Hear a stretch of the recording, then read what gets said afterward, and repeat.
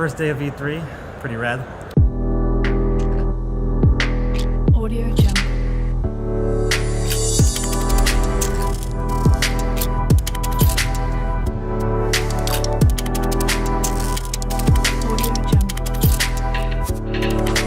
As a kid, I've never thought I'll ever be going to E3.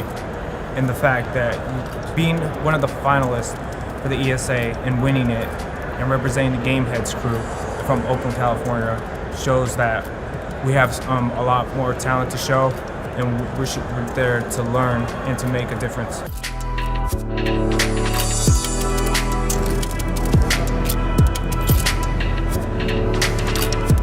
This is my first time being here, and who knows when I'll ever be back. This is one of the biggest video game conventions. This is an amazing opportunity. I believe this is the second year that E3 has opened it up to consumers, and being able to be one of these participants to go within the show floor and play all these games that are going to release that just been announced.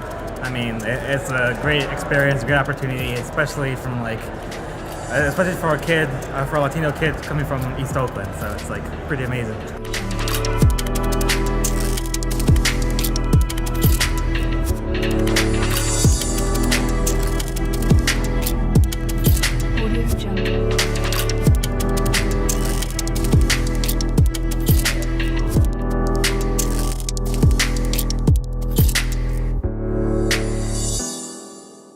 E3, day 2. E3 day 2, like, I mean...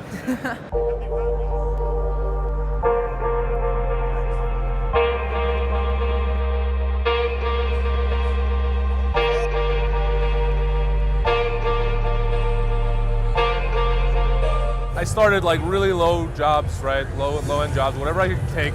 And then I unfortunately was just hopping from contract to contract a lot. So you guys are talking about like students seeing this. The reality of the industry is you will probably have to, work whatever you can get, make your connections so that you know other people, build up your skill set, become somebody that somebody else wants to work with, right? And then hopefully you can land something like this. Right. How can you get to my position? Yeah. So make games, work on games, take criticism and apply it. Like if people talk about your work or they talk about just yourself or whatever, work on yourself. Work on yourself, be social with people. At the end of the day, when we're interviewing somebody, like one of the biggest questions that we ask is like, do you want to work with this person? And if anybody in the room says no, like flat out no, that's huge. That's way more important than, oh, was the design good or how was this test? None of that stuff holds a candle to, do I want to work with this person? So that's one of the most important things I would say.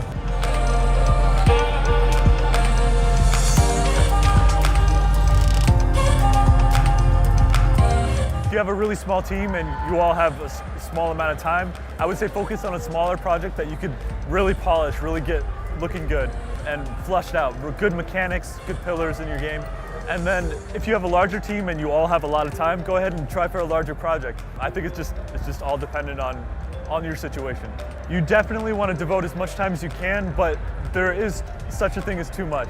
You can get burned out on a project really easily if you just do nothing but that, and especially if you have no free time to just relax. That's something our producer's been really hard on pushing, except for like certain crunch times. He's really encouraged us to just take time to go and do something we enjoy as just kind of a relaxed, blow off steam, and then come back to it later with a fresher mind. Learn to love what you're working on, even if it's not something you think you would enjoy. For me, I programmed the UI for StarCats.